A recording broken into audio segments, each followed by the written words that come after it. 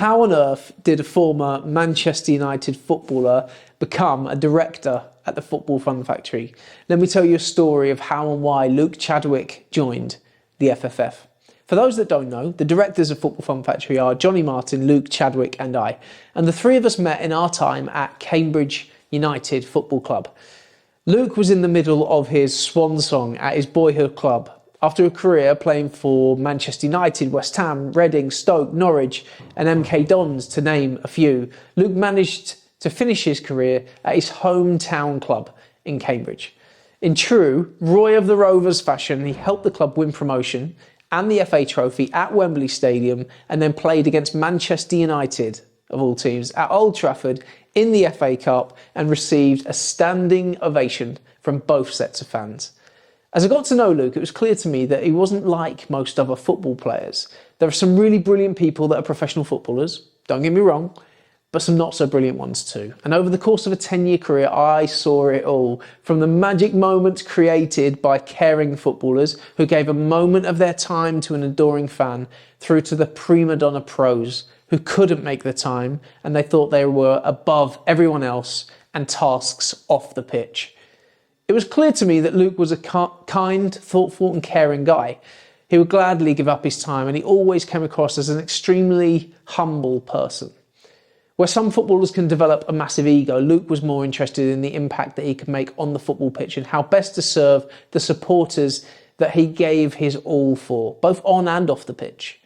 When Luke finished his career and stepped into an academy role, I got to know him a little bit more. But as our jobs at the time didn't really cross over and require us to work together that closely, our conversations were quite fleeting and often just pleasantries. But it was always pleasant. Luke was always just a top guy and really well thought of by every single person at the club.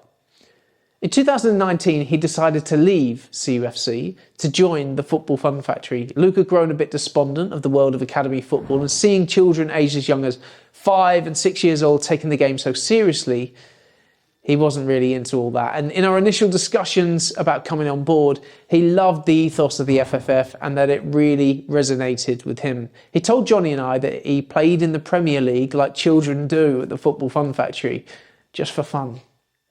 Luke left the position of youth development lead to become head coach at the Football Fun Factory in Melbourne and Bassingbourn. Luke went to Melbourne Village College as a lad, and he was so enthused to create opportunities for children in the school that he went to and be coached by the Football Fun Factory under his guidance in his community.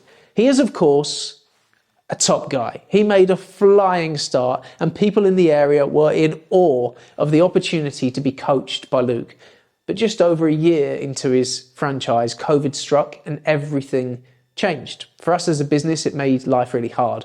All of our programs were paused and the FFF came to a bit of a grinding halt. Little did we know the pandemic would play such a pivotal role in the huge expansion of our brand and set us on our way to become the UK market leader in children's football coaching. Whilst everything was on pause, Johnny and I worked hard behind the scenes to lay the foundations for the future success of the FFF. For those that don't know, franchising is all about scalability. We wrote our operations manual, how-to guides, and created an extensive online training program. And when the rules allowed, when things relaxed, we opened up our programs once again. Then something magic happened. Demand went through the roof. Every parent wanted their child out there playing football, and we were the ones making it fun for everyone. Children cooped up at home were set free, and parents just wanted their kids to express themselves, be around other children and have a great time. What we didn't really anticipate was the interest in the franchise opportunity at that time. Some people were made redundant or were forced to work remotely, and everybody took stock of their current situation. People looked at their lives and asked themselves whether they were happy in their careers. For many, the answer was no, and so the ones that were football coaches reached out to the Football Fun Factory. Johnny, Luke and I jumped on Zoom calls every single day with coaches across the country. We built relationships, shared information, and worked out whether they and the FFF were a good fit. For many, it was a great fit, and they became head coaches. In a flash, we went from not operating our business to inundated with interest. Don't get me wrong, we went through some serious pain to get to that moment, but we were flying. Then we went to Colton Garden Centre. Now, Chaddy loves a garden centre. We settled down with our cheese scones and a cup of tea, and Luke told us that he wanted to play a big role at the FFF. He said that he loved coaching, but he knew that he could enable so many more children to play football and so many more passionate football coaches. He was drawn into our bold ambition to become the world's leading children's football coaching organisation, and he wanted to play his part. And so, at this point, the answer became just so clear. We made Luke a director of the Football Fun Factory.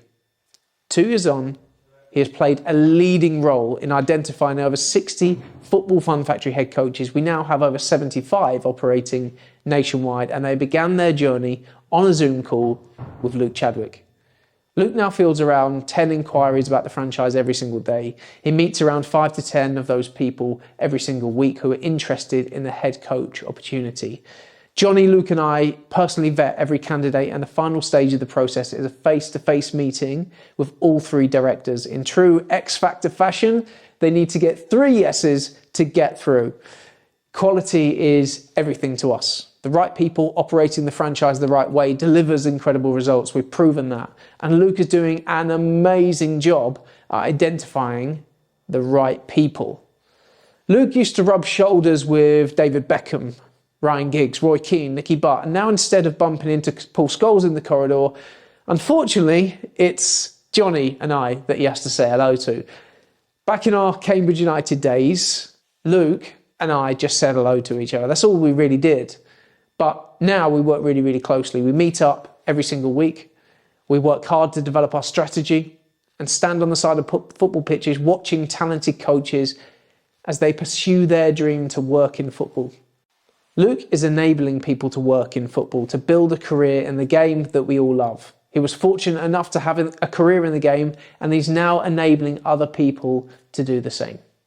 We can't offer the opportunity to play at Old Trafford, receive a pass from Gary Neville, Teddy Sheringham or Andy Cole, but we can offer the opportunity to step out onto the hallowed turf within your local community and impact the lives of many young children and inspire them to develop a lifelong love for the game.